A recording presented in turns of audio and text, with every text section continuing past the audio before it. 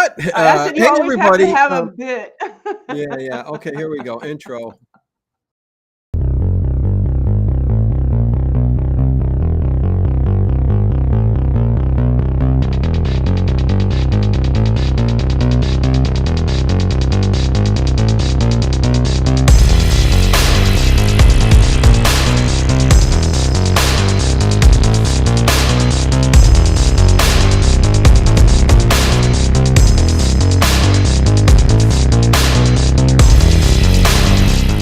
Is it just me? Or is it getting crazier out there?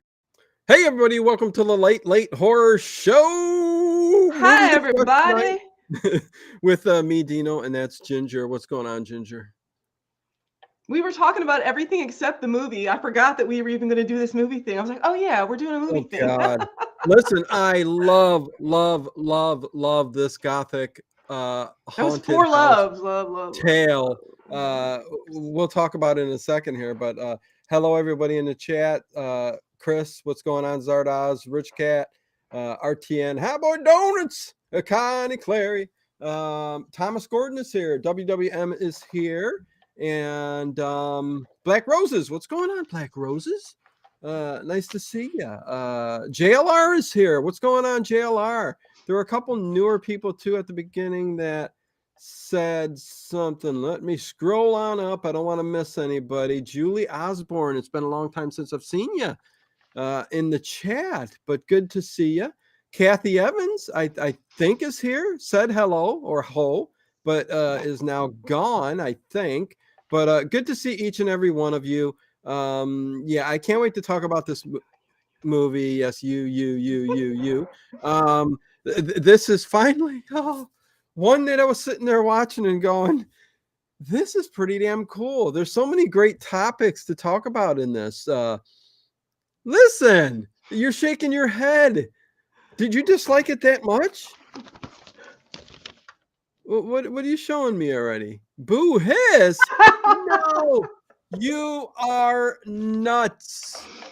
Listen, sometimes I'm not even sure whether Don't start. Don't even start that. Because hey, Chris Clemens, what's going on, man? Coffee Shop of Horrors. Listen, what's that chocolate mint coffee that you like? Chocolate mint. Should be soon up on the site. I'm anxious to see yummy. it. People let me know. But anyways, good stuff. Listen, this is Legend of Hell House. The Legend of Hell House, 1973. This was written by Richard Matheson, the man, the legend. Listen, this guy did Night Stalker, Night Strangler, and then a whole mess of Omega Man. He did some of the best. He did all that after this. Well, no, Omega Man was before this with Charlton Heston. And Night Strangler. Yeah. And he did some of the best episodes of the Twilight Zone, the William Shatner, the Gremlin on the plane. Listen, he done some really good stuff. Count William Janusz, The Legend of Hell House, incredible film. Maybe they were running. Maybe the movie was running too long, and he had to cut some stuff out, or they had to wrap it up, or. What are you talking about? This movie? No, it was perfect. I don't know what you watched. It could be a totally different movie. You know what? You can lose the attitude. You might as well just lose that right now, or we're not going to get anywhere here. Well, I'm going to look to see if there's another Legend of Hell House out there. And you may have watched that instead of this. Hey, yo, Tomo, what's going on?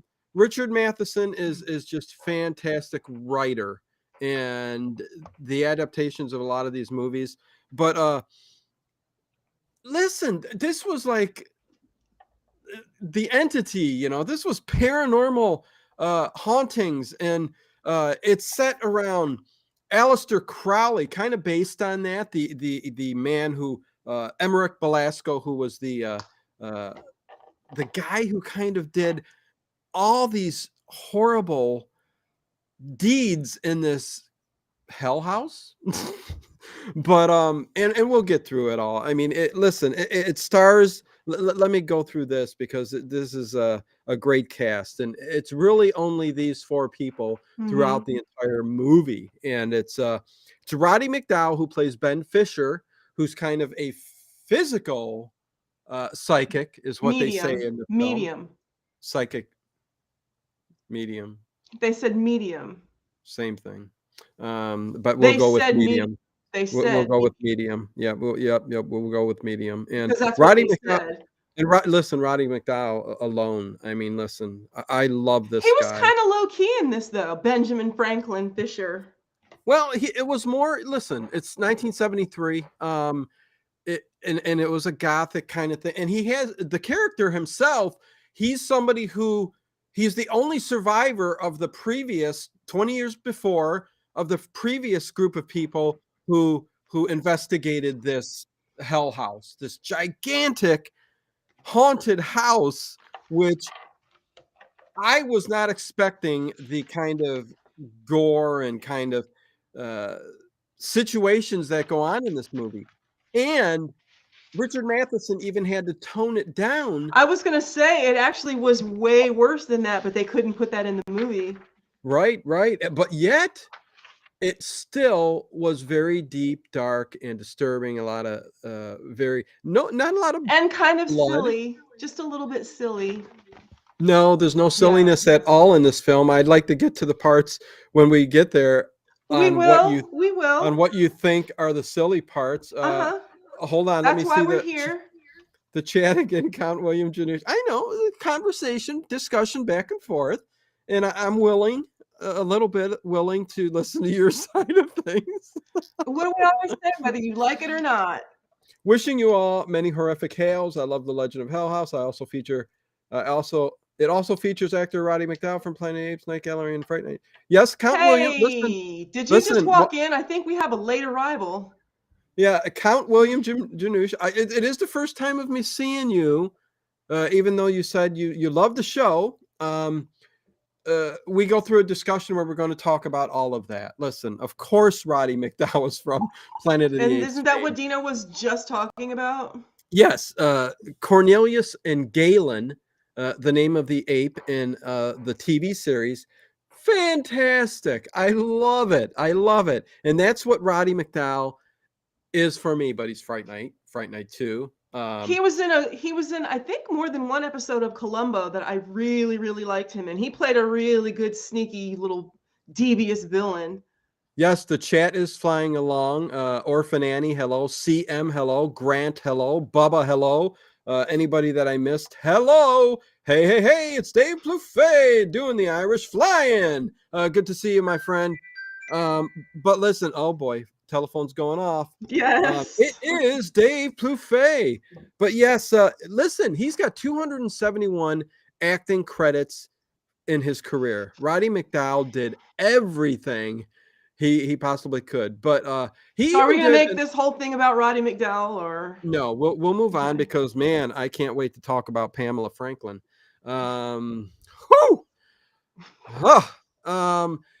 But Roddy McDowall, he even did a film in, I believe it was 1967, somewhere around there. It was called It.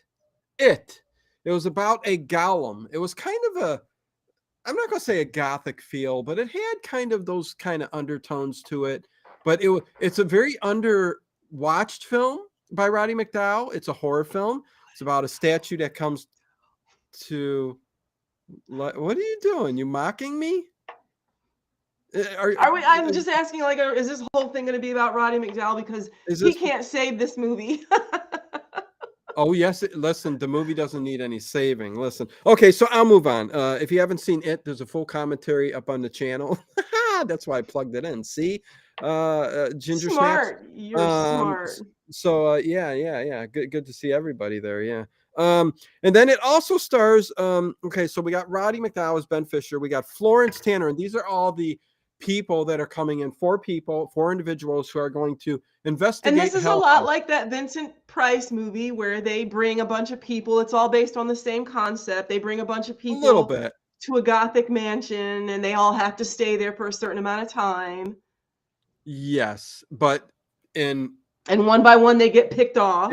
But in House on Haunted Hill, it's about staying there in a haunted house for money, even though they're getting money too, but they're getting money to investigate this house and I think survive they're it. getting money not to investigate, but to find proof. He doesn't care about the investigation. If they investigate and don't find anything, he probably wasn't going to pay them. He wants them to give him an answer. He wants the answer that he Right. wants. Yes, the owner of Hell House gathers these four and wants to know what's going on. So it's a little bit different than House on Haunted Hill. But It's the same anyways, concept, though. Can we agree that it's the same concept, or you got to yeah, win this kind one of. too? Yeah, 65%, sure. And so he's the first one, and then we get a mental medium, Who? He said medium. Oh. Pamela Franklin, who And plays isn't she adorable? Florence Tanner. And yes, She's got those big doe eyes. she's I felt, yes, I fell in love with her. I looked at, yes, she is so beautiful, and she's just she was probably the star of this film for me. I think And she not was just a star. I think it all basically centered around her. yeah, She was the only one yeah. who was really communicating with the house. Same concept, Dino and Ginger, yeah. CJM753BC. Go on. That's good to see you. Good to yes, it does all center around her, and we will get Yes. into talking about that because Roddy McDowell's character Ben Fisher, who's a physical medium, has been here before. He comes back again to help, and what gets him there is he does want answers, but he closes himself completely off because he wants nothing that went on there, because he was the only surviving member that survived 20 years earlier. And that's scary. That's scary. Well, in House on Haunted Hill, the one with Vincent Price, yes, there was there was one version of this concept where there was a man who was there who had always been there. He was like a caretaker. And so I'm saying, like, it's almost the same concept. Like, he knows what went on in that house. He saw that it happened, and he survived. I think they preface that something like Clue too. Yeah, they're all kind of similar haunted like houses or houses Dave. with stuff kind of going in there. Yes, sugar nut. Doe eyes get Dino every time. He's all for the real big innocent eyes. He loves that. Listen, she's a cutie. I don't know what more to say. Yeah, sugar nut. Hey, how you doing? Good to see you, man. Yeah, give a thumbs up, please. Give the channel a join. Patreon if you want. I think I went on and on yesterday about it. Didn't get one Patreon, but that's okay. So those are the two, and we'll continue to talk about Pamela and Franklin, Florence Tanner, who most of this activity kind of revolves around. But then we got Clive Revell plays Dr. Barrett. Lionel Barrett and his wife Anne. Yes, Anne, who is played by Gail Honeycutt, who also is a very beautiful woman. She has the skinniest nose I've ever seen in my life. I've never seen a sharper, skinnier nose. It's like somebody cut a nose out of a piece of paper and pasted it to her face. She's lovely, but she's got the skinniest nose I've ever seen in my life. Well, that's actually because of the film that she was doing prior to this one. No. Wait, yeah. She was filming a scene where who are the people in the back that are working on the props? Anyways, extras? The gaffers, the gaffers, okay. extras, the gaffers. They were putting two walls together to form a room, and she happened to be standing there like this, and they said, "Gail Honeycutt, please move.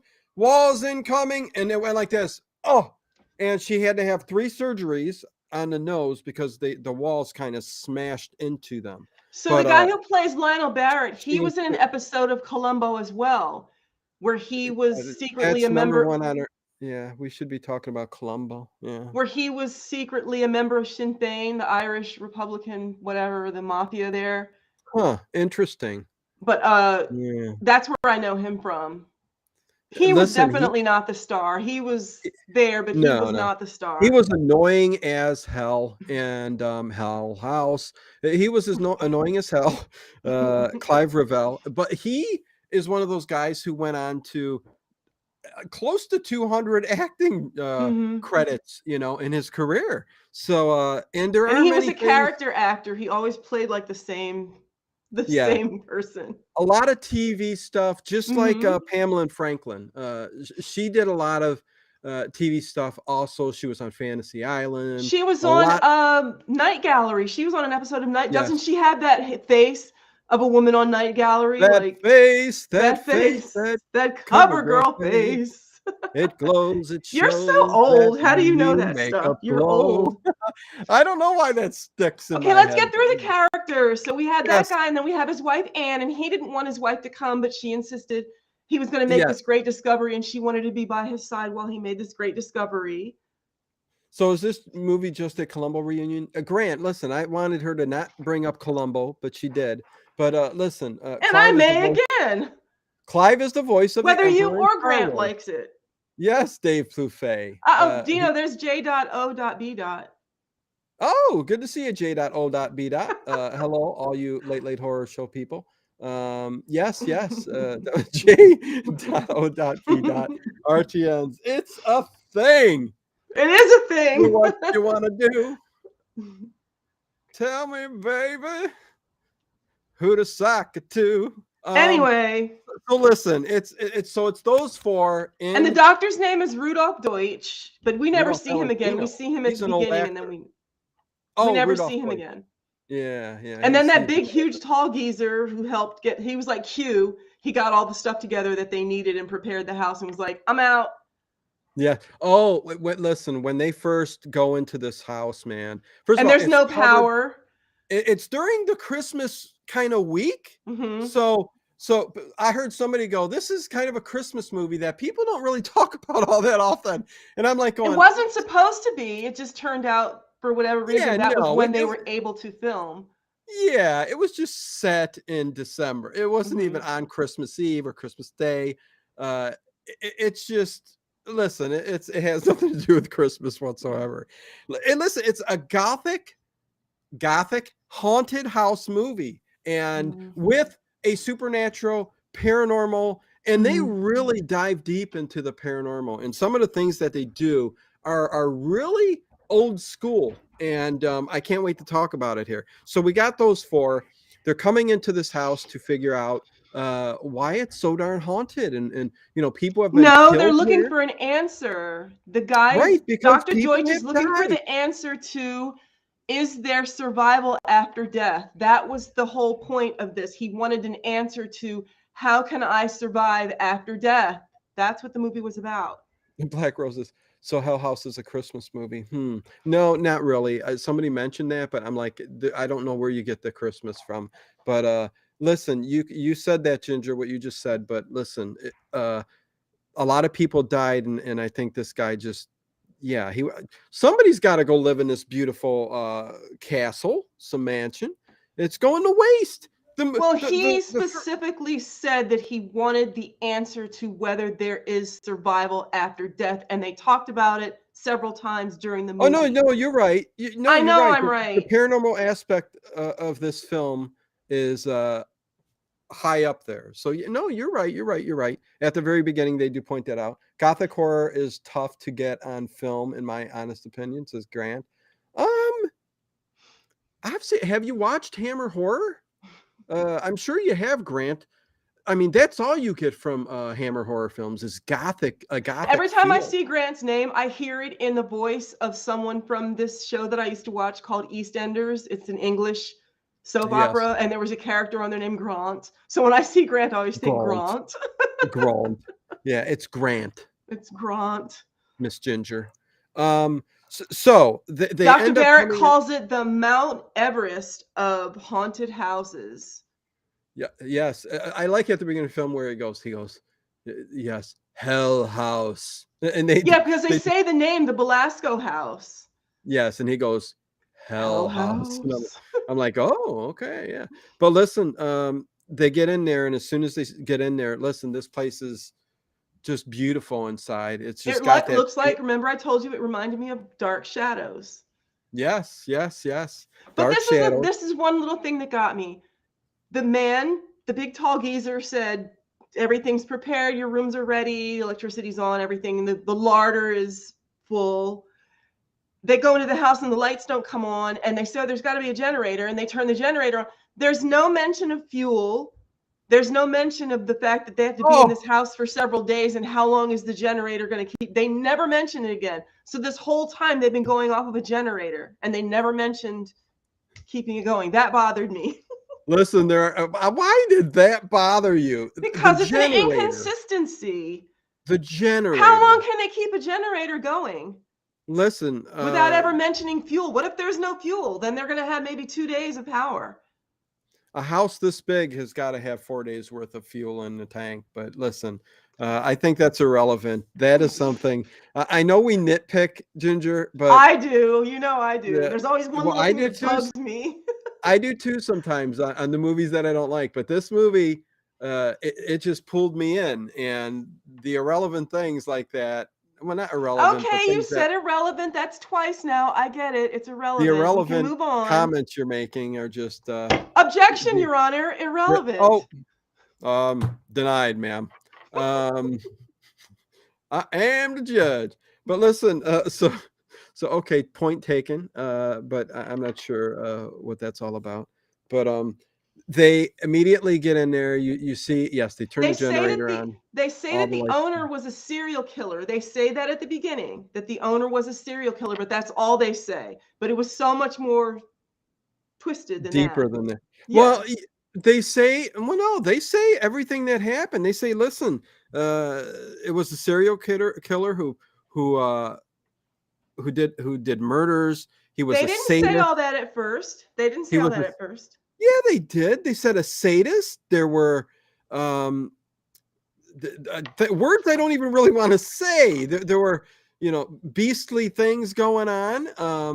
All the terrible things that you can think of. Vampirism, they even mentioned. Remember? That was a word they said, and it was included in all the list of things that this Aleister Crowley character, which is what they kind of were going with.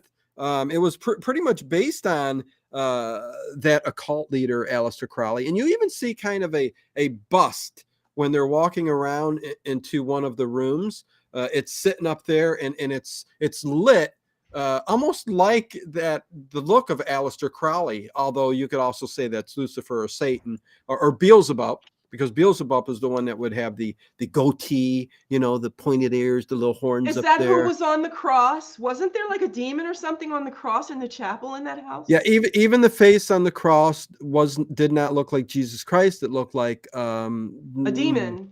Yes, a demon or Beelzebub or something like that, Satan, whatever. But LOL J.O.B. Listen, I love it. I love it. Night Fright Talk Show. What's going on? So yes, so they come in, and what they end up doing is just getting settled in, all this kind of good stuff, and they're immediately going to do a kind of a seance. She calls it a sitting. She just says it's a sitting. Mm-hmm. Yes, Florence Tanner. She said the house knows we're here.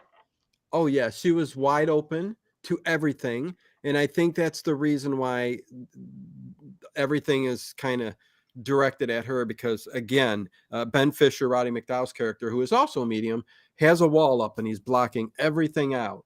He's a physical medium. She's a mental medium. So they're actually two different things. But he was like, I can control it and I'm just not going to do anything. He was like, just ride it out. Just let the days pass and then collect your money. Don't get involved. Like the house will fight you if it knows that you're trying to fix it or whatever. Yes. So he just wants that paycheck, £100,000. Oh yeah. No, he says, yeah, I'm walking out of there with the £100,000 and I'm going. Yeah. So, and it was originally supposed to be set in America. In Maine. Yes. But they changed it to Britain because of, I forget why, but anyways, it was changed. But No Shave November has ended, and I still haven't shaved my goatee. Well, good for you. Let it grow long. I could never get past. Okay, yeah, I know. Listen, we got to talk to the people in the chat, lady. So they have a sitting, and she go ahead. Ben said the house tried to kill me. It almost succeeded. Ben says that right at the beginning. No. Yes. Ginger. Miss Tanner hears voices and what sounds like children crying. Thomas Swafford says a good factoid. I believe the owner had inherited his money, and his family had been into munitions production. Huh. Almost like the Winchester Mystery House. Hey, look who it is. It's Coffee Shop of Horrors. House Fights. That a new DIY TV show? Wait, what's going on? Anyways, M space B, what's going on? Good to see you. But welcome to the movie discussion, Thomas Swafford. So the sitting, she goes into the state. They're all watching Before her. the sitting, Dino, real quick. Okay, continue. Before the sitting, they go and look for her. The medium decides she's going to wander off, and then they go and look for her. She finds a phonograph, and she plays the phonograph. A phonograph of you. It says, "Welcome to the house." It's like the Something to host be saying, done. "Welcome to the house."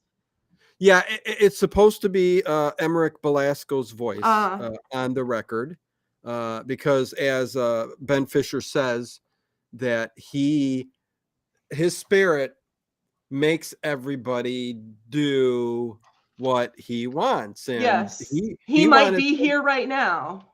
Well, he said he is right. Basically, he's saying that he made her go find the record because she disappeared.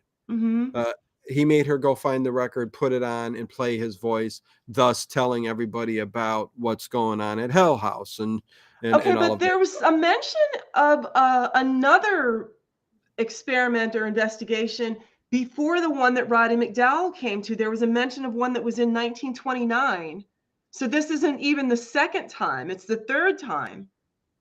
No, there were It says two. 27 guests were found dead, locked in the house in 1929, and they never found Belasco.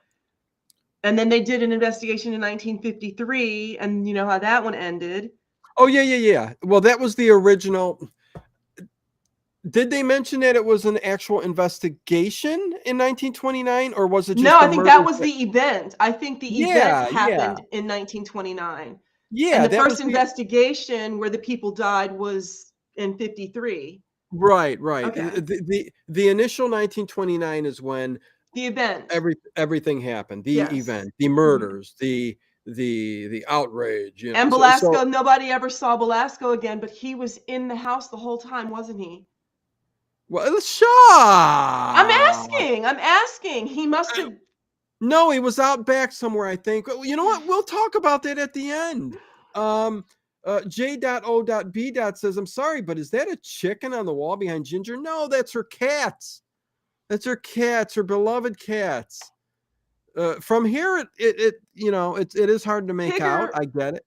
My Tigger was an orange Maine Yeah. Coon, and I can see how he would look like a chicken. He was a big boy. Yeah. So I think it's a painting of them, and it's beautiful. So there you go. And it makes me very sad, but I needed to take it out. I put it away after he died, and I couldn't look at it for a long time. And then I missed seeing him, so I put it back up. There you go. Good for you. Much love. So anyway, let's carry on. RTN says, ironically, in his BMV paperwork, he is listed as McDowell Rod. So good. RTN factoid. is never lacking in a zinger. He has a zinger every minute. 60 zingers per hour. Cats, boy, I was way off. Anyway, so seance. Miss Tanner speaks as Belasco. He can't help himself. Things move, and then she awakens. So they had this seance, a sitting, they call it. Yes, and she speaks as him. Yes, the voice comes out like this from Florence Tanner's voice, a real deep kind of demonic sounding voice, and everybody's like, whoa, what? And the entire time throughout this entire film, listen, Clive Revell, Dr. Barrett, he's the scientist of the group, and he's the guy who doesn't. Useless in every way.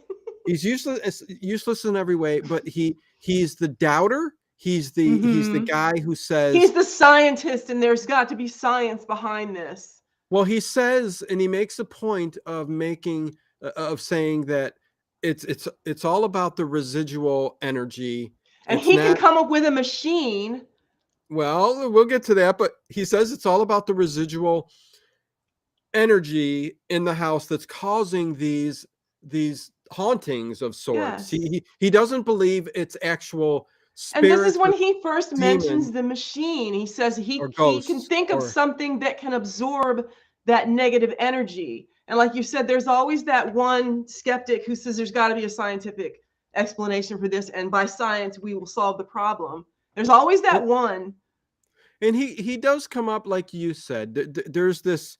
He asked the one guy, "When is it going to be done?" At the beginning of the film. Hold on. I believe there had been 2 previous ones, and McDowell was the only survivor of the second one. Everyone else No, was the either first one dead or was the insane. event. The Yes, second one was an investigation. That's what I yeah, got from it. yeah. Thomas Swafford. In 1929, Emmerich Belasco committed murders, 27 and was never found and again. disappeared. Yeah. So, and this happened not because those 27 people were investigating, but because they were part of this occult that did so many evil things, orgies, Unmentionable things. vampirism, drinking of blood, tormenting, sadism, you name it, it was done in this house. It was basically a cult in there, ran by Emmerich Belasco, but who was never found. So the second group came in after all these murders occurred and they couldn't find him to investigate the house because a lot of things were going on there. So thus the investigating, and then on to this second investigation, which they stay a number of times. The second investigation, the first I'm writing investigation. down a question to ask you at the end. Okay, 20 years ago. But so anyways, let's continue. Thank you, Connie Clary. Appreciate it. Everybody give a thumbs up, hit that bell notification and all that good stuff. Thank you. But the seance, yes, you get her voice. She's basically channeling the spirit of who they end up believing is The Daniel. sun. Yes, The his son. son Daniel Belasco. Do you And like it the gets timestamps? They give you timestamps every 2 hours. Thursday, 10th December, 2:43 p.m. well. He says, "Yeah, I'll give you a week," but they get there and there's 4 days till that they have to do all this Yes. research and stuff, and they put And the it ends days on up Christmas there. Eve, December 24th. And when I was watching it again, I like to watch these horror movies that we discuss here with my daughter, and we were watching it, and every time that came up, I said 3 more days, 2 more days. And did she elbow Oh, you? it's the Shut up, day. Dad. No, it's just fine, man. And listen, so wait, let's see. In 1929, 7 years old, coincidence. 29 was a police, not a paranormal investigation. Yes, exactly. Okay. Anyways, moving on. So They just all go to bed. Daniel Belasco is who they. Let me talk about this next one because it's important to me. Okay. Because it involves You Pamela go right Franklin. ahead, champ. Okay, Pamela Franklin. After that, they all return to their rooms or whatever. Would you sleep in that room alone? There ain't no way I'd sleep in a room alone in that listen, place. I tell you one thing about Florence Tanner. She was brave, man. She was brave. She had no qualms of There was a scene where investigating. she turned off all the lights and got butt naked and just climbed in the bed alone. And in that creepy mansion. I was like, no way. Yeah, let's talk. Let's get to that a little bit later, but because that's down the road here a bit. But she goes and retires to her room. Must have just taken a shower. Did you tell your daughter to leave the room at that point? So you got to leave for a minute. No, she's 18. She listen. She's fine. She's so she's got the robe on, and she puts her light. Listen, I don't know. It was very anyways, things start to happen in the room. There's another seance. Well, no, I'm talking about the room. After the seance, she retires to the room, and that's where Daniel Belasco, or the spirit, comes into the room, and the door opens, and sounds are being made. You know he's in the room, and even the covers get pulled off the bed and thrown over her head. But where does she get the idea that it's this Daniel? Where does she get the idea that it's actually the son? Because she, I believe throughout the movie, you can hear the voice of the spirit talking, which was hard for me to pick up anything. But she sensed through the seance that they had that she said, the person I was channeling was Daniel Belasco. It's not Emmerich. But discussion will go on a little bit later, and I guess we can give this away because well, It and was not Daniel. It wasn't Daniel. No, it wasn't Daniel. But the spirit that is haunting this hell house It's telling her that it's Daniel. Yes, it's a spirit that is disguising, which a lot of It's the evil deceptive. ones do. And that Being reminds me of deceptive. the movie Witchboard, because she thinks she's talking to this child, David, I think, when it's actually a demon, that Malfidor person. So it's like that. Boy. It's telling her that it's. I'm sorry. Go ahead. Oh no, it's just you should not bring up Witchboard while we're talking about Oh, Hell I'm House sorry. ever. No, But I'm Dino, joking. but Tawny I'm joking. Katan, Well, and her in her day, legs and her hair. Come on. well, she was very beautiful in the day, but listen, she quickly became this raging lunatic, Yeah, she and was. I think we all know that. But yeah, no, listen, in the room, talk about gothic feel. I mean, from the velvet red wallpaper on the walls. Giant fireplace in every room. Yes, the headboards on the bed.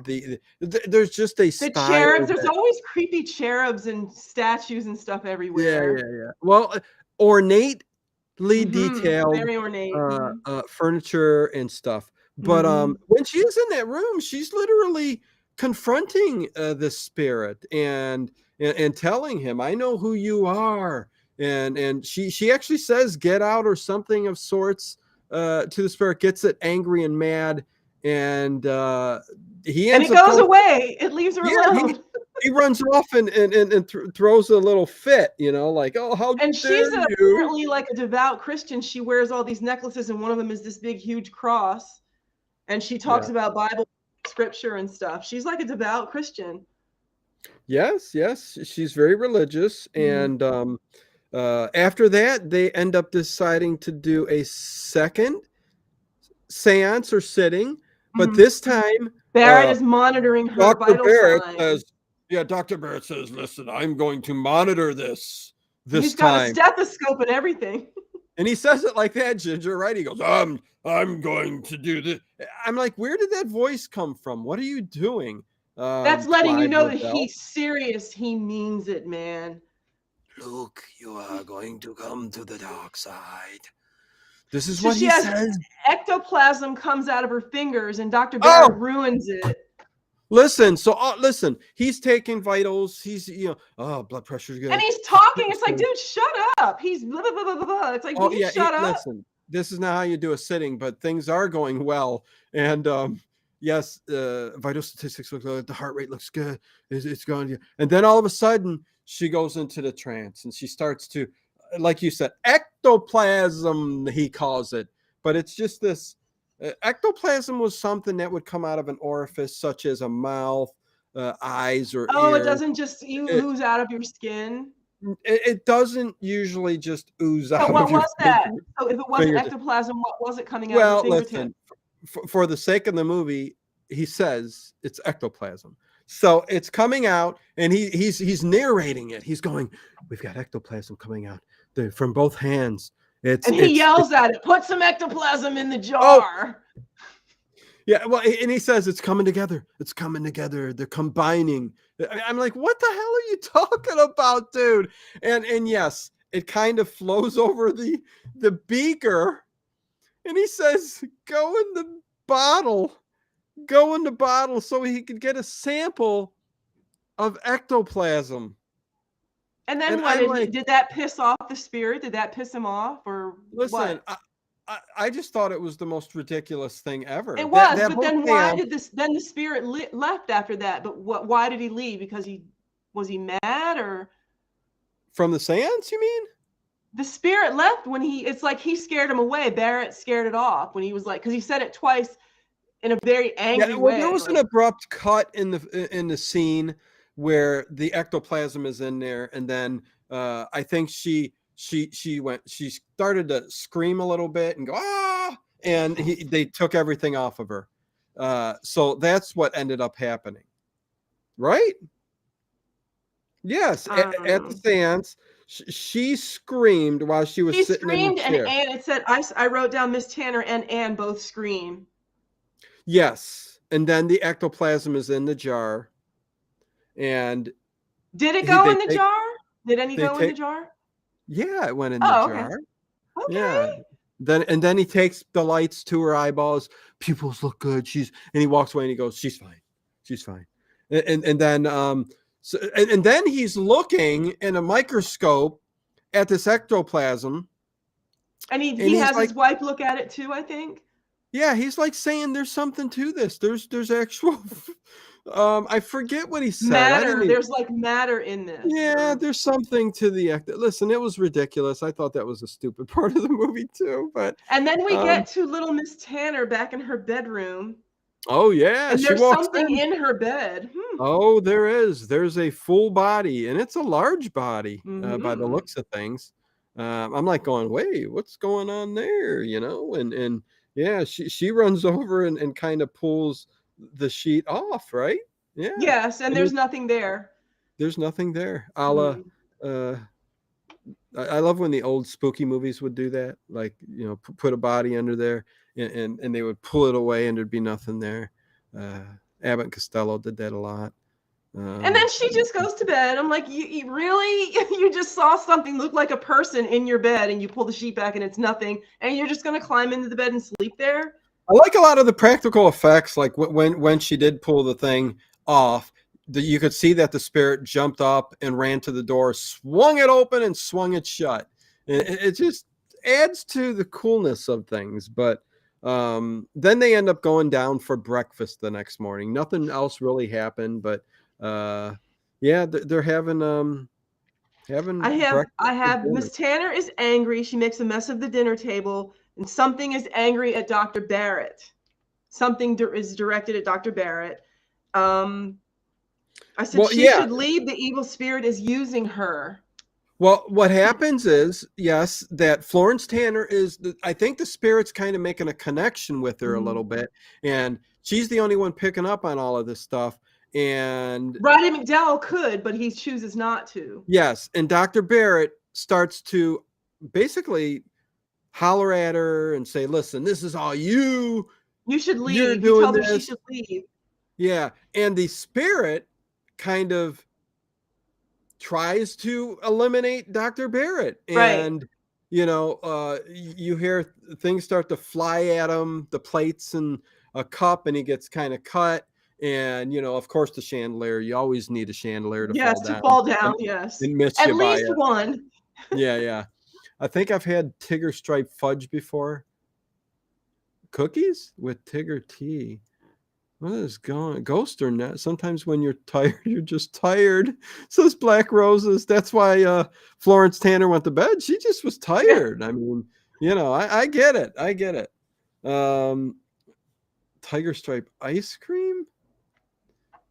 Anyways. So How about yeah. the little black cat? Let's talk about the little black cat. Oh, well, when does that happen? Listen, We see the cat before the walk cat up to the house.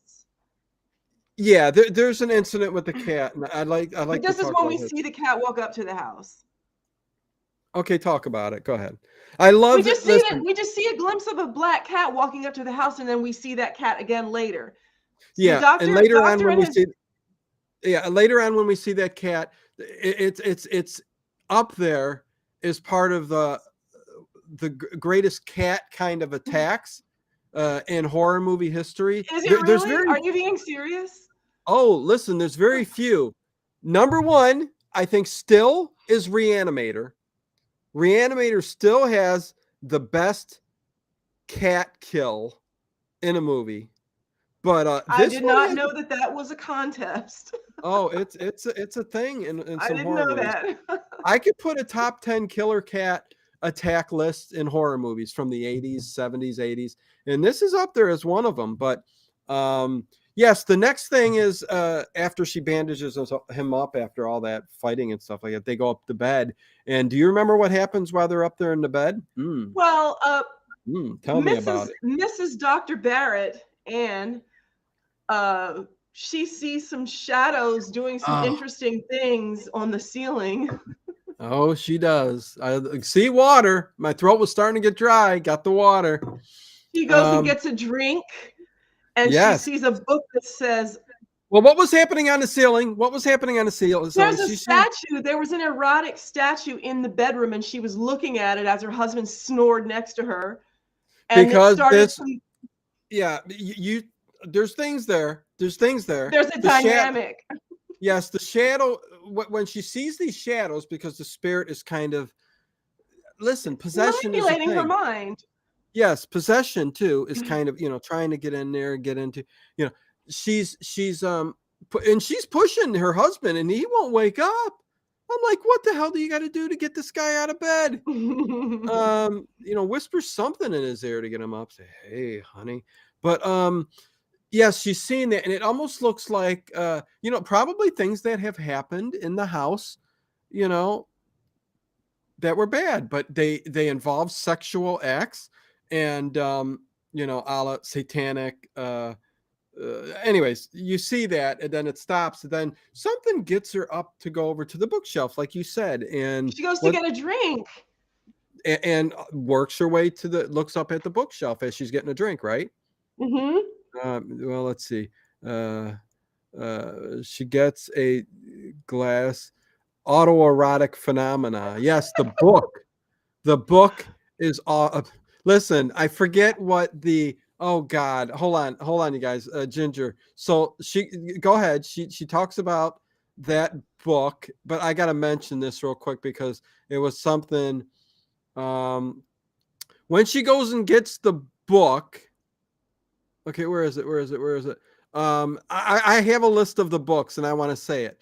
The list of books on the shelf? Here it is. While Dr. Barrett sleeps, Anne arises from the bed to get a drink of bedroom off the bedroom armoire. Okay. Upon opening the cabinet, she takes her first drink. She notices various books on the shelf above the liquor. I love that all these books that the murderer had are still there in the house.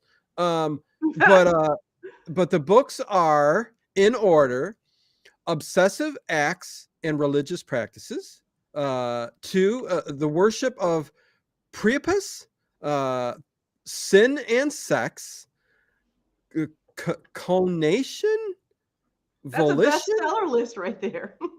And then sex and celibacy, the anatomy of abuses, and phallic worship. So that kind of tells you like what was going on in the past. There was a lot of things that, listen, some people think they're normal things, but anyways.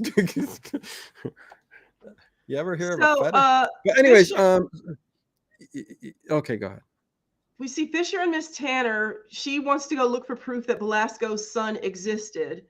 And then Mrs. Barrett comes floating down the stairs in her peignoir.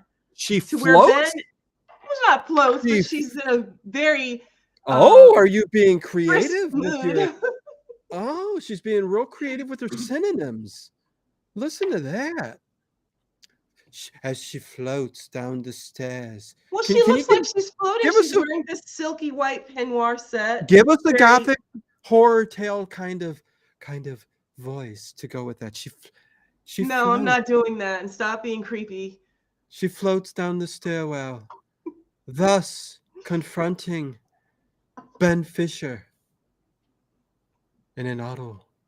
No, not that. I'm not going to forget it. Stop. Go. She's sleepwalking. She's sleepwalking. Yeah. See, I goof around. Ian Sharp, what's going on? Coffee always works. Yeah, she needed some coffee. All right. Are any of those books real? Yeah, they're real books. They're real books. Listen. Anyways, so yes, continue on. What does she do to poor Ben? Poor She Ben. caresses a statue of a naked woman's torso, and then she puts Breast. the moves on Ben, and she's all sweaty. Why Well, is she they're all all sweaty? sweaty when they're possessed. That was a Oh, good theme going when they oh, were all okay. in torment of the spirit. They would get into Mm. this sweaty, disturbed kind of. But yeah, she was a little I have another sweaty, question for the end. and she did float to him too. She floated to You're really Ben. good with the synonyms there, Dino. Yeah, I am, ain't I? And she tried to seduce him, and He cold cocked her. yeah, but Ben was being a good guy and going, Yes, he listen, was. listen, Because Mrs. he knew it Honeycutt. wasn't really her. He knew that wasn't her. Right. He's like, Miss Honeycutt, Miss Honeycutt, Miss Honeycutt, can we go for ice cream? And he reaches down, she picks up her Giggity, peignoir. giggity. He reaches down and picks up her peignoir. And Ooh, yeah. he says, "You were Giggity, giggity. sleepwalking." And she runs away in embarrassment. Yes, because she drops her robe and he pulls it up and covers her up. Such a nice guy, you know? Yes. Giggity, giggity. See my key cat? Oh, yeah. No, it's covered up by Ginger. Okay, let me see if I can move it. No, it's not a big deal. Oh, I'm seeing a room. I'm seeing. That's where the magic happens, baby. That old black magic in your life is cool. You really okay? So nice. So, anyways, the next step after that, I do believe, is we get a glimpse back at Florence Tanner's room. I got to the end of my notes. I was like, wait a minute, we didn't get that far. Oh, geez. Hey, Trogdor, what's going on? Is Blue here? Yes, Blue is here. She's behind me, having her 18th Blue. snack of the day. I thought Blue that used to come into the channel quite a bit. Okay, gotcha. Miss Tanner finds something and screams, and everyone comes running, and there's a wall, and behind the wall is someone shackled. Is that? Yes, you're right. I know this is after the thing that happened with Ben and Mrs. Barrett. Yes. And then Miss Tanner went to look. Remember, she went to look to see if she can find proof that this Daniel existed. And because Dr. Barrett. Yes, because Dr. Barrett says no, and she goes yes. Here he is behind this wall. He's in shackles. There was someone back there shackled to the wall, dead. Yeah, somebody was, and she believes it's Daniel Blasco. And maybe it was. Do we ever find out if it was, or that could have just been another one of the guests at the house? Hey, Ginger, do you remember Daniel Blasco from 9th grade? You know what he's doing now? He's making cars. Is he? Yes. Well, he was in auto shop in high school, remember? Yeah. So what happens next is after that whole thing, and it's kind of a, that's they bury him. They just bury him. Like, is that what you do? You just bury him. You don't call the police. You don't. Well, because Dr. Barrett says, you know what? Well, they all do. They go, listen, what do you do with if this is Daniel Blasco? If you bury him and say your piece, he should move on. Which they don't call the police or the coroner or tell anybody. They just bury him. Well, listen, they're kind of trapped here. And yeah, boy, Florence Tanner. Ooh. She has a nightmare. She believes she's talking to Belasco's Speaking of son. that old black magic in your bedroom, lady in your.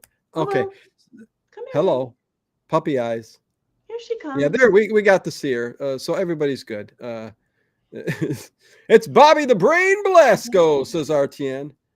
Sure enough, it's been a minute since I've seen this movie. It's a good movie, Trogdor. Revisit it. Ginger loves it. I think it's fantastic. So the next she has thing a nightmare. after the burial, yes, she has the nightmare. So thus Daniel Blasco is still doing his thing. And And she says, "You must go. We have released you. You must go." yes. Yes. And so this And now is Dino's favorite scene. well, it's not my favorite scene because it's nothing too out there. But listen, she yes, it's Daniel Blasco. She wants him to move on, and she starts talking to him because she's having this nightmare and sweats, and then she awakes and she sees that it kind of gets into bed with her. After, well, she gets up. Her idea, and this is so weird. This is so odd. Listen, her idea is, listen, I'm going to sleep with you. I'm going to sleep. I'll enter the entity, but in a consensual manner. She's going to sleep with the spirit, so that he'll be at ease and he can move on. He can move on. She's like, I'm doing this for you. Listen, that's probably the most ignorant thing I've heard ever. It doesn't take away from the movie because, listen, sometimes when you love a movie just from the feel and the characters, I know. You acknowledge that it's not perfect. Yeah. I mean, listen, there's some stupid stuff in there, but I love the film. But anyways, not as much as you think when I give the score, but I love already know because you're good at that. You'll talk trash about how I'm dumb and the movie's so great, and then you give it like a 3, and I'm like, oh, but I thought the movie was so great. No, I give exactly the score that I think I should give it. Okay, anyway, Black Roses. What's that? 0? Wait, no, not 0. I hope that's not a score. Listen, this is no. Okay, yeah, anyways, let's get to this scene. What happens in this scene? So she basically he takes and disrobes her takes her nightie off, gets into bed, but you don't really see it. It's a negligee is what they call it, a nightgown, silky, and she continues to make love to the spirit, and it doesn't work. It doesn't work. No. When has sleeping with a man ever gotten rid of him? You always think it's going to get rid of him, and it never does. And this is when the cat appears too, right? So she gets that's what I'm trying to get at. I wanted you to be able to tell the scene because you seem to like it so much. Well, okay, so there's a double whammy. When she gets up after all of that, going through all of that, this black cat comes out of nowhere. The one that we saw earlier. Yes, it's a black cat, and it basically just jumps on her and attacks her, taking bites out of her, clawing her back. Because it's been possessed by Belasco, right? Or no? Well, yeah, he's manipulating the spirit of the animal, and poor cat. Yeah, and the cat is attacking her, and she does move to the bathroom, and even chases her. Yes, and when the cat's on the back, it's reminiscent of Reanimator. If you've ever seen Reanimator, where the cat that he reanimates through the reanimate, the say Reanimator one more time. Reanimator. Oh God. When he reanimates the cat in the Reanimator movie, it's just like that reanimation kind of thing going on. Is this the sleep floating doe-eyed girl? Yes. So, and I love when the cat's paws are coming out and they're all bloody and they're still coming at her underneath the door because she got into the bathroom and hiding. That poor cat ends up getting it, Yeah. Oh, well, thanks for giving that away, Dino. You didn't have to tell everybody that. That's not a big deal. But did you see what Dr. Barrett gave her? And I forgot about this. Did you see what Dr. Barrett gave her to put on her wounds? Iodine? Listerine. I forgot that Listerine was like an antiseptic too. You could put it on a gauze pad and it killed germs. Yes. He gave her a little bottle. Remember when Listerine came in little glass bottles? He gave her that and some gauze. I was like, oh my God, that's Listerine. But Ginger remembers that stuff. I do. She remembers Listerine being antiseptic. McCarracombe is like iodine. It was the red stuff that my mom would always put on every It came in a scratch. little red glass jar, and it had like a Yeah, dripper thing on the end of and it. it would stay red too. Yes. So it's It like, didn't hurt though. You would think it would hurt, but it didn't hurt. yeah, exactly. But yes, he gives her Listerine. That was funny. Yeah, actually, I never caught that He because gives I her a little wasn't. tiny bottle of Listerine. Yeah, I He wasn't tells her alive that during she that needs time, so I he don't know. tells her that she needs to leave. He said, you should, and he's being kind. He's like, this thing is targeting you. You should Yeah, leave. And she's like, nope, I'm not they're leaving. all they're all telling her that you should leave. Ben Fisher is saying leave. They're all saying leave, and she's saying no, no. I am not going to leave. I need to listen. She's brave, man. I don't know what more to say. But yeah, then what happens there, Ginger? So then that big, huge machine gets delivered by that. Oh no! Oh no! No! No! No! No! No! Reanimation happens and. Oh wait, that's Reanimator. No, Gail Honeycutt, Dr. Barrett's wife, Anne. Comes down and confronts Ben. Yeah. Well, at first she comes down again in kind of a possession type thing. She's being alluring again and saying this is to the long table in the dining room where she's like, this is where all the bad stuff happened. And then And her husband sees her. because she's seducing him a bit again, and she takes his hand, puts it on her breast, and her husband's at the top of the stairs, Dr. Barrett, and he sees her. And this time she screams, but when she looks up at the doctor, the good doctor, I call him. I go the good doctor. Oh, Dr. Barrett, he's such a loser. She said there was debauchery and vice around. But there's a that camera thing, which I should mention too in this film. First of all, when that does happen, the camera angle, it's like blurred, and she's like, oh my God, so you can tell she was a little possessed in that too. And she explains to him when she goes up there that, listen, I was taken over again with this, and he said, okay, it's all right. It's all right. It's all right. And he says, it's fine. Let's just get on with this dang thing. So And Ben puts himself it is a in a scene. trance. It is a scene where Anne does look pretty cute, trying to explain to him what happened. She was, yeah, okay. Okay, but the camera, Ben puts himself in a trance. cinematography in this film, the cinematography. I'll let you go in a second, Ginger. The cinematography in this film too was just it was a beautiful thing. It was reminiscent of some like top of the line directors, like the camera angles that went up a stairway up, way up. You would just get just elaborate cinematic, beautiful, reanimated types.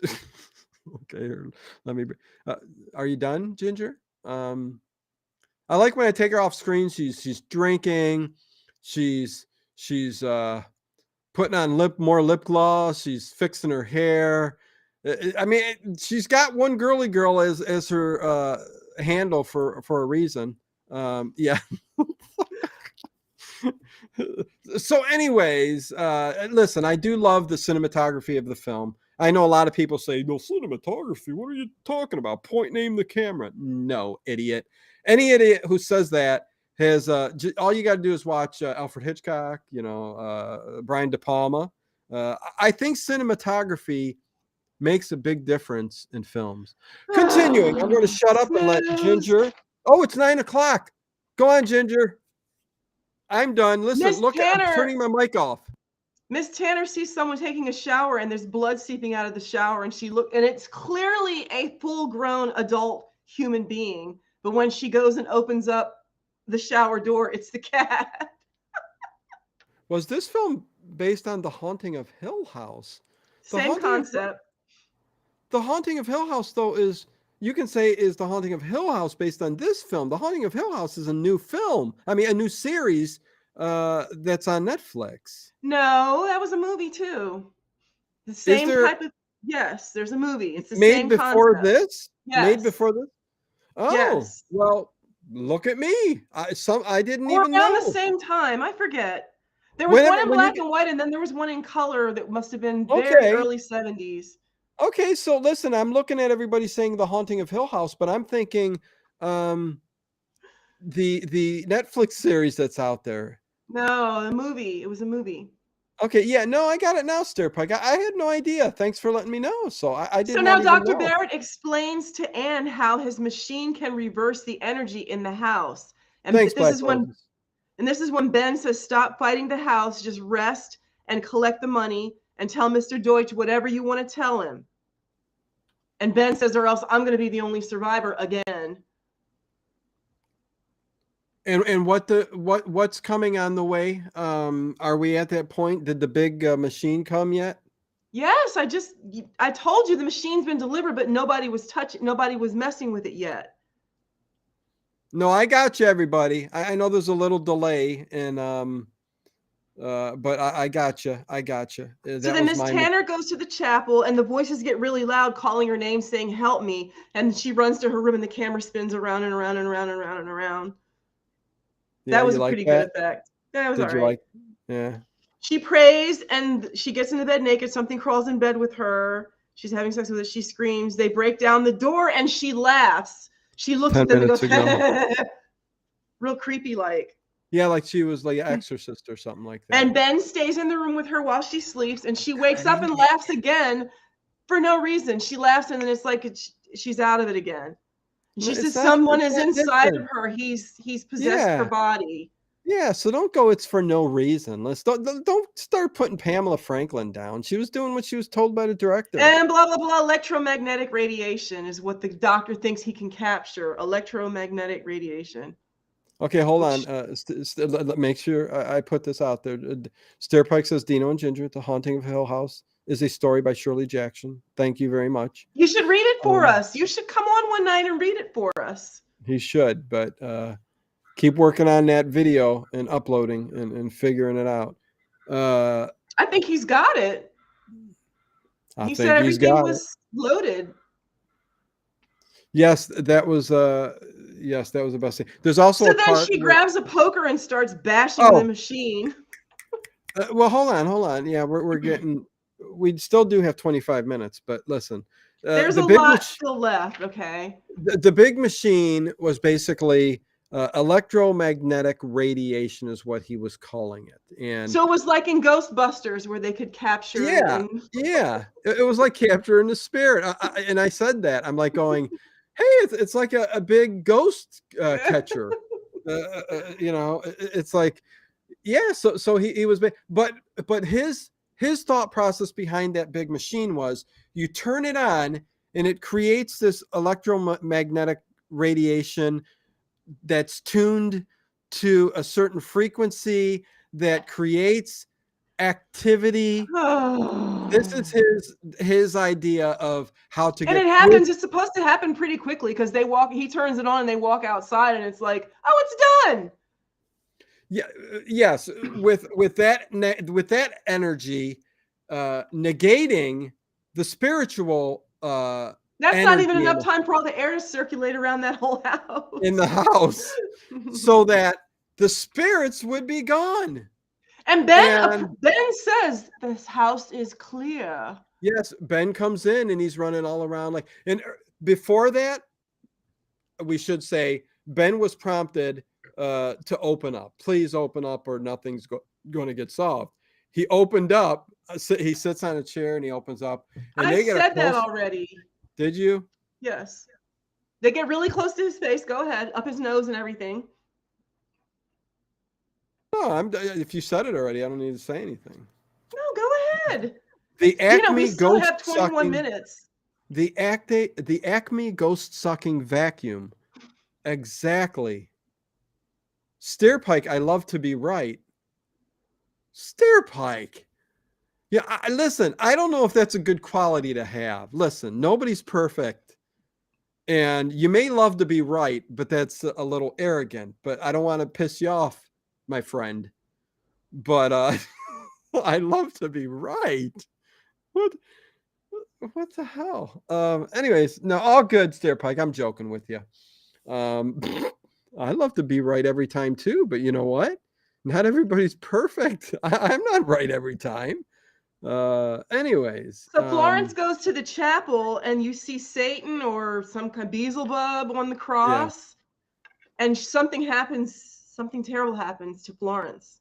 Adam for Christ, what's going on? What happens to Florence?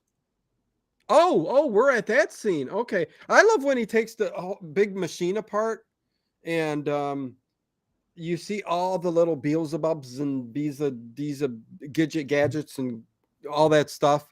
And I'm like going, holy Moses. All of that stuff would be in like a little tiny iPhone now, you know? And I'm like going, holy cripe. It's like it's a tiny home is what he brings into that room. And I'm like, it's a good size coat closet. just to make to suck the evil spirit in, to suck the bad air in. Yeah. Equipment made by Bogus and Hilarious Inc. What the heck? Is that from Three Stooges or something? Made by Bogus and Hilarious That Inc. sounds like some Three Stooges stuff. Yeah, but I don't remember that. And I almost have everything memorized when it comes to Three Stooges. And I don't remember Bogus and Hilarious. Oh, it sounds like something Inc. Doesn't it sound like a Three Stooges thing? It does, but with all of those things scarred in my mind, I don't remember that. I don't either. But anyways, if somebody let me know where that's from. Yes, we want to see it. Give me that film. Remember that? Yes, Give me the film. The film. The film. It was in the melon. They had it rolled up and stuffed into a melon. Oh, Stirpike's getting ahead of us here. So let's get to Florence. Yeah. That comes next, where she goes into the room because she's going to be the first one to kind of get it, right? Poor Florence. Why did she gotta go? I don't even understand. I'm so saddened by the whole affair. Go ahead. Talk about it.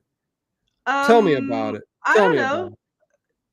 She gets crushed by the cross and she's dead. She looks a little bit like Wednesday. Wednesday Addams? Yes. Oh. At the beginning when she's got the black dress on, and towards the end too, she puts the black dress. Okay, so then Barrett turns his stupid machine on, and they all go outside. They just go outside, like to the end of the driveway. Sam just made it up. Just made up what? The Hilarious and Bogus Inc. Oh, that's good stuff, CM. I was like, that sounds like some Three Stooges stuff. Wait, and listen. Here we go, Stirpike. Listen. Come on, this has got to be a joke. Way. We got to look that up, Dino. We got to fact check that. Acme is the company that Wile E. Coyote gets all his equipment from. Can we get that fact check, Dino? Yeah, no. Somebody look that up. Somebody look that up on Snopes. Yeah, please, somebody wiki that really quick, because I need to know if it's the Acme company that Looney Tunes used in just about every cartoon. Oh my God, I think he's being a smart aleck. But anyway, go. So yeah, she goes in there and she knows there's something behind this cross, right? Which I don't know. You tell me. I don't know. Well, yeah, I think the whole point of that was that she. Oh, there was something behind the cross. Okay, there was something behind the cross. And yes, but they didn't. I don't think they mentioned that at that time. Well, there's a glow, I think, that starts behind there. Oh, okay. And then the speaking, and then the wind comes up, and then she turns around, and the cross just kind of falls on her, and poor Florence Tanner.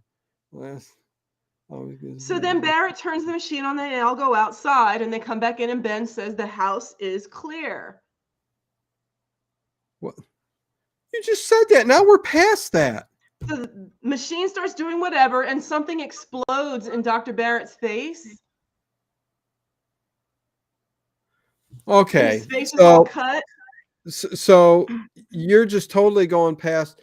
Okay, we're talking about Florence Tanner getting the cross falling on her and dying. Yeah, and that's it. She's dead. That's it. In a terrible way. But before that, when they came into the house and said it's all clear, let's go back a little bit. No, you're going backwards, Dino. What are you talking about? She bashes the machine with the poker and hits Ben. Barrett knocks her out. Then she goes to the chapel and gets crushed by the cross. Then Barrett turns the machine on, and the rest of them go outside. And when they come back, Ben says the house is clean. And the Oh, machine's doing whatever. So you're at the end of the movie here. No, there's still some more stuff. Okay. So Dr. Barrett comes in,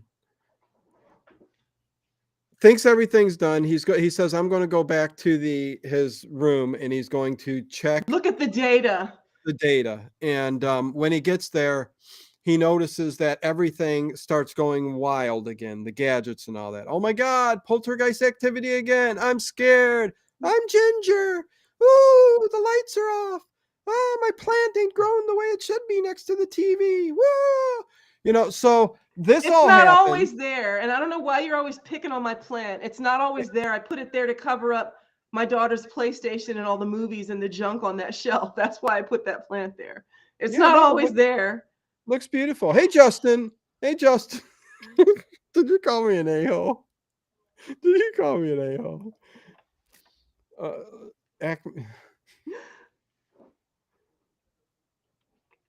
Anyways, yeah, okay. So gadgets going wild, crazy, all this stuff, and one of the instruments blow up in his face, and he goes, ah! He did it like that, right, Ginger? Yeah. How did he do it? Show me. Something like that. I don't know. But I don't know. You need to show me. And then he runs away, or he disappears, and his wife has to go looking for him. Really? Is that what happens? Mm-hmm. Well, okay, so that happens. Only end this. Listen, no. Okay, so we're very close to the end here. We're close to the end. The end is near. The time has come to meet our Lord, mighty maker. So listen, Anne goes and looks for him, and he's in the chapel, all messed up. He's in so he's in the chapel too.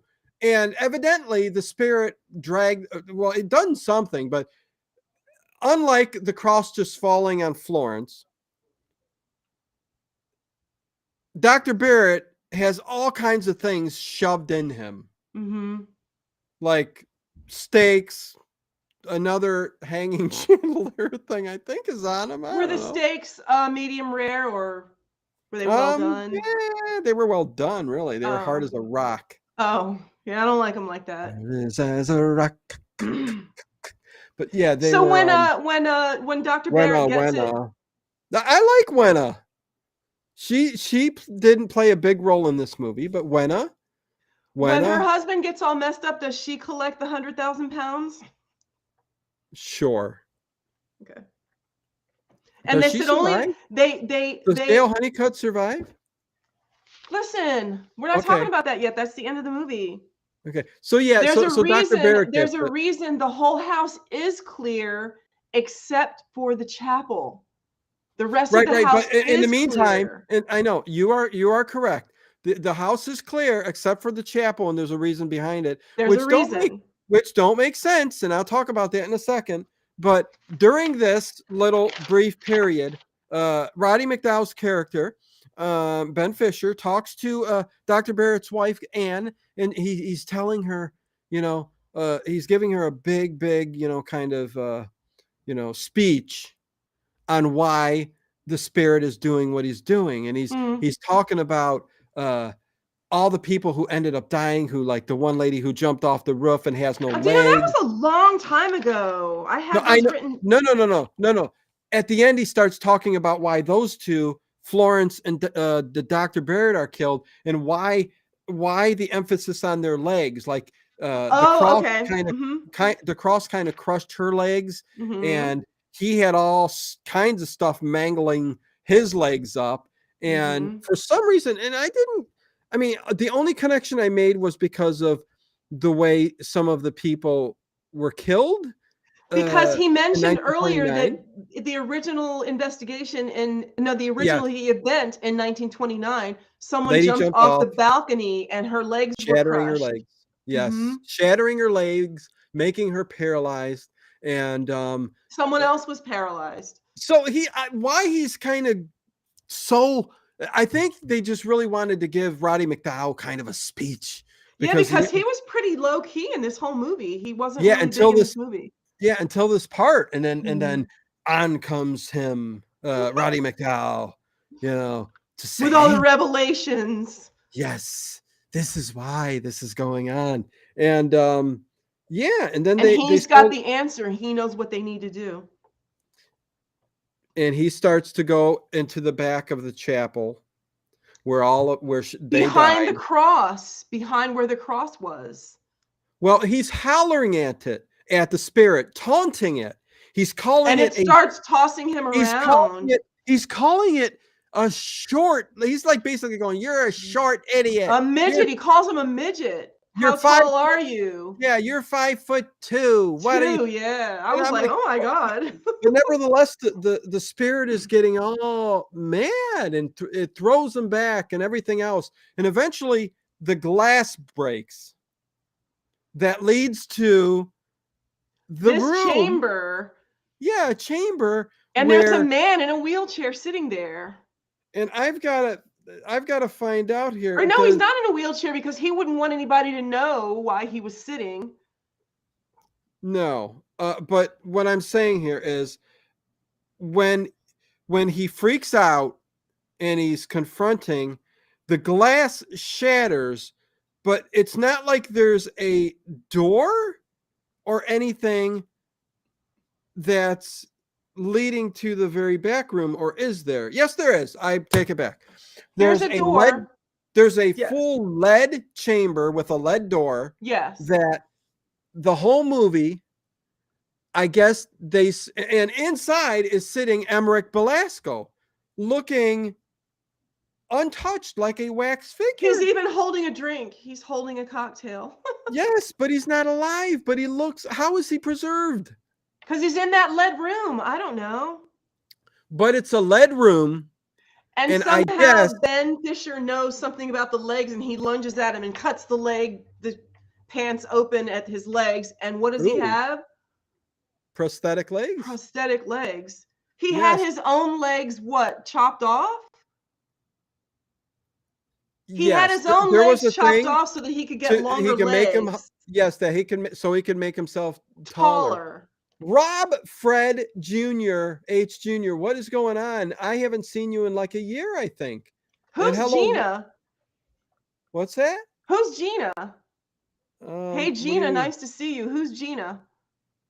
Oh, they probably mean Ginger. Probably a goof. Ruben, what is If I could Ginger's tell you YouTube? how many times I've been called Gina in my life, I wish I had $1 for every time somebody called me Gina. And Ruben, hello, Ruben 4749. He says, what is Ginger's YouTube channel? It's the Late Late Horror Show. You're on it. Yeah, this is it. Listen, me and Ginger do movie discussions every Wednesday and Sunday, and yeah, she don't have a channel of her own where she's Erica said, who's who really? not chopped of bone extensions. Well, that's not what it was in the movie. It was, he had prosthetic Okay. legs. Well, Stairpike, I will differ with you. Go back, look through the books and some research. There have been bone extensions for people, But that's there not what was this was. a real thing. This was a real thing, Ginger. Mm. It was a real thing where they would cut off either at the knee or up towards the hip, and then they would either Connie said either the work wife. Yes, Dino is my work husband. oh jeez. There you go. um to actually put on either prosthetics or what you would call wooden legs at the time. It depends on what year they would talk about A it. peg leg. Yeah. He says, I thought you were talking about a real case. Well, listen, there's many real cases, but yeah, and there's been some disturbing ones with bone extensions and all kinds of. So I get what you're saying, but yeah, So no, they were saying that the whole point of this lead room was to contain his spirit. his That he spirit, wanted yeah, his body to be put into this lead room to contain his spirit, yes. so that he could control it, I guess. Bone extensions are achieved by a blue pill. Coincidence? Oh my God. Oh, Denny, you Oh are Lord. you should color your hair more red, then you wouldn't be called Gina. Whatever. Whatever, man. Whatever. Wait, hold on. Rob, you've been on this channel before. This is my natural hair color, okay? This is the color that my hair is. I don't color my hair. It's been a long time Whatever, since you've man. been on here, but watch how you speak in chat. I don't know what you mean by that. Color your hair more red, you wouldn't be called. I've been called Gina all my life because people see Ginger and for some reason their brain sees Gina. I've been called Gina by teachers all my life. They were calling me Gina. I was like, who's Gina? Anyway. Just saying. So how long has Velasco been in that room? Has he been in there since 1929, since the event happened? Evidently. Listen, Rob, stop it. This isn't about her hair. If you're here for the movie, let's talk about the movie. Let's not talk about her hair. Anyways, are you laughing? What are you laughing at, Ginger? Why do you go off camera? What's going on? So they both walk out of the room and turn that machine back on now that it's been released. And they're like, this will do it. They're like, this is going to solve the problem, and we'll just leave. And the movie ends there with them closing the gate. And that's it.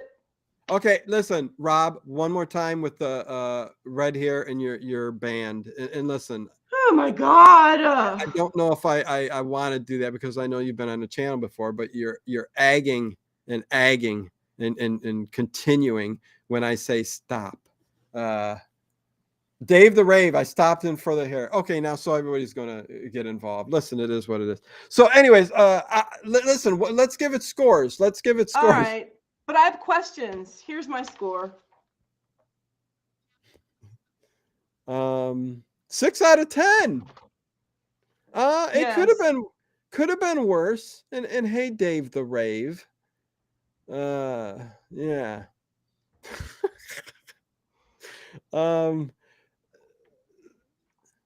Listen, I got called names my whole life about my hair. I'm kind of sensitive about my hair. I got called names my whole life. It's always about my hair. Leave it alone.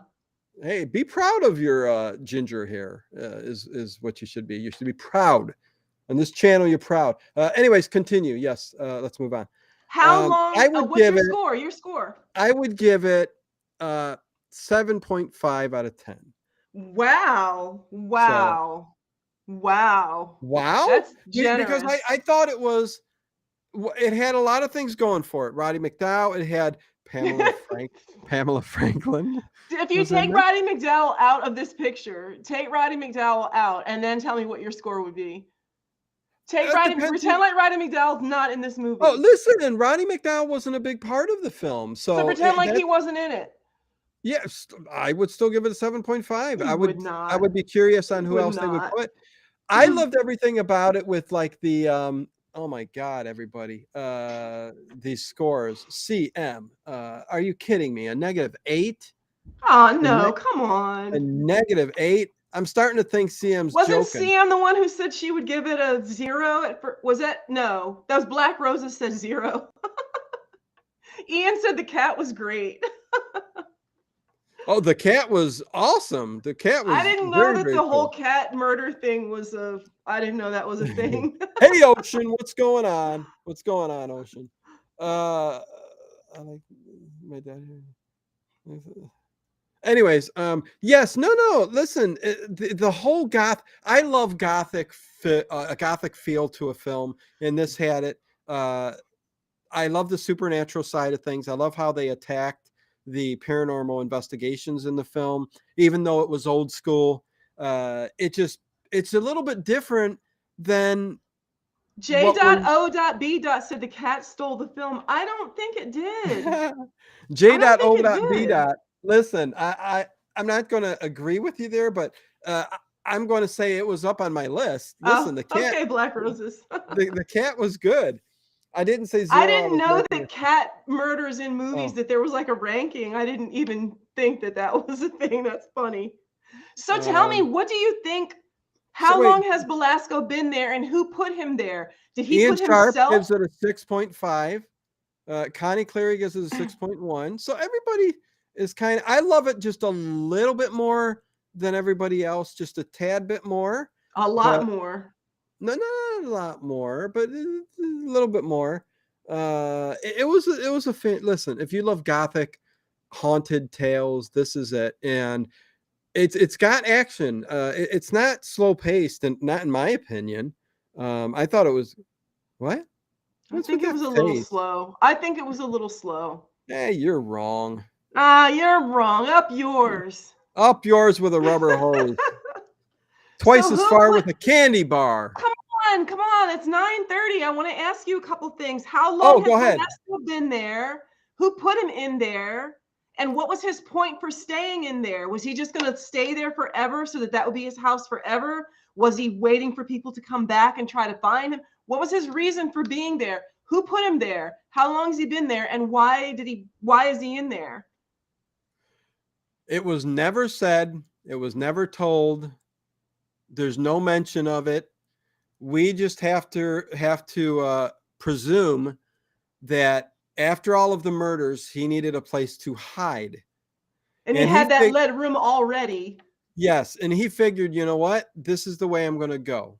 So he locked himself in the lead room, He locked so to himself in speak. I there. guess he locked himself, closed the door, sat And down let with him glass. and let himself starve to death. Just Well, I guess he said that's it. I mean, listen, I'm presuming, Ginger, because I have no frickin' idea. They don't explain it. But so what the way was his point? It said it was to contain his spirit. Roddy McDowell said it was listen, to contain his spirit. right. Well, listen, he was haunting the place. They knew there was activity. So I think Emmerich Belasco figured, listen, I'm going to go on in the afterlife and haunt the place that I love, where all of these cruel things were done and have happened.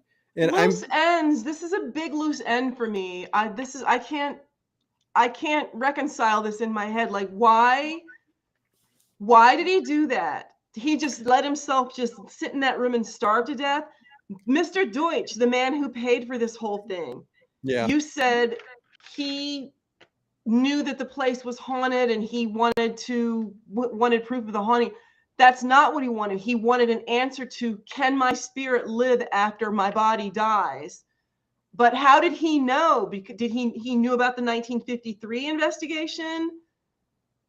He was on his deathbed and decided, well, I want to really find out now what happened 20 years ago. And it's just loose ends. I don't know. Why did he do that? well, I understand your point with the ending of the film with him in the lead room with the wrench and with Mrs. Peacock. But listen, no, honestly, the dude was involved in occult activities. He was a satanic worshiper who performed all kinds of cruel sadist acts, and along with that comes selling your soul to the devil. You don't care about dying. You know you're going to come back as a spirit.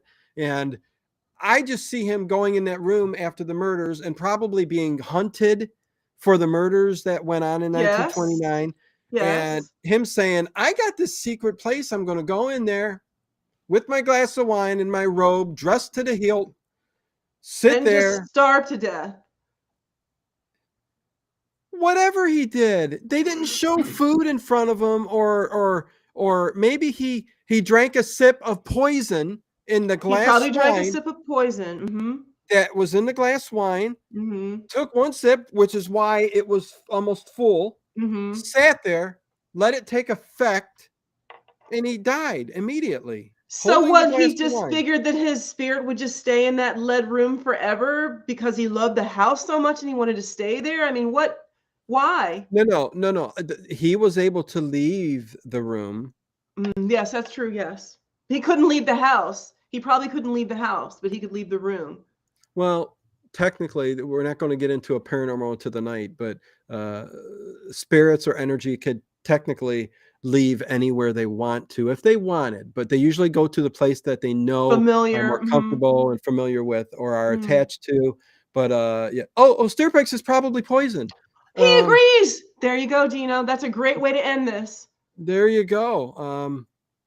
I want to hear these guys review Pearl. I just watched it last night. Ruben, actually, that's one that I was considering doing with her. That's a newer film, and it's a kind of a gothic horror, a new film. It's a Southern Gothic horror film, and I'll leave it at that. So I may put that up there next. It's actually, speak of the devil. That's what I was thinking. Thomas Swafford said after they found out he had cut off his own legs, Roddy McDowell quoted the Bible saying, "If thy offend, they pluck it out. If thy own eye offend, pluck it out." Yes.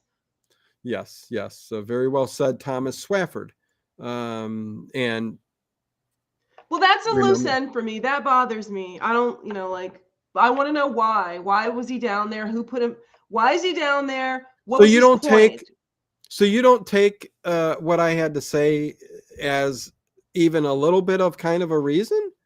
The dude murdered people. People were after him. He decided to go out the way he wanted to go out. And he knew. And to never be discovered? It wasn't to never be discovered.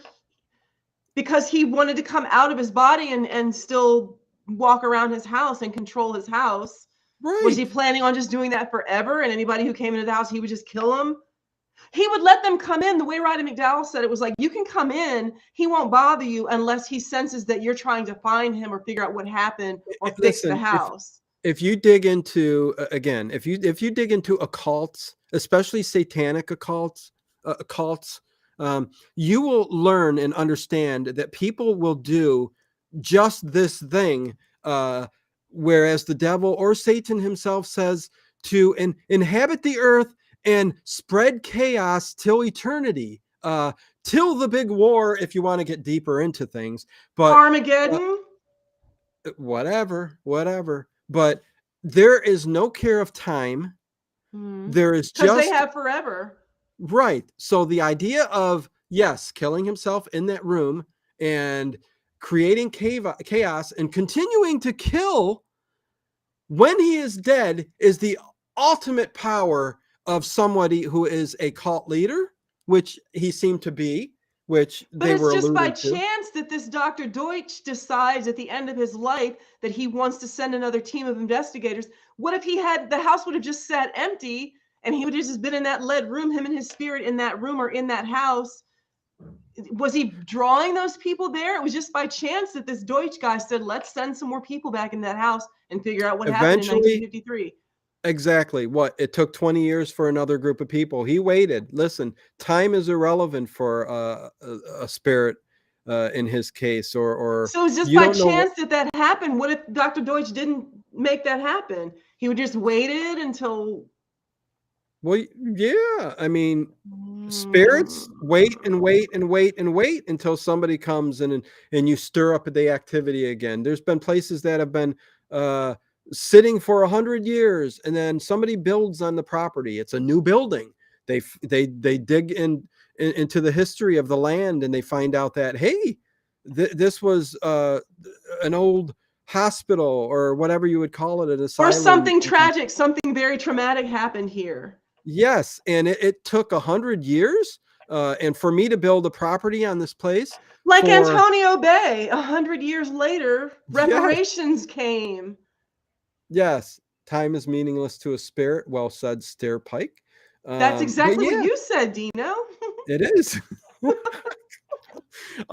So yes, no, 100%. Listen, that's what I'm going with. We are way past. I know. I'm sorry. It's just I don't like loose ends. No. Was that the only question? Did you have another one?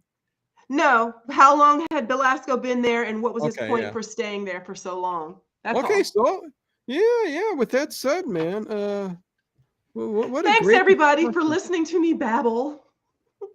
Babble. What a great game that was. Babble. You know what was a great game? Trouble. Boop, boop. Remember Trouble? Boop, boop.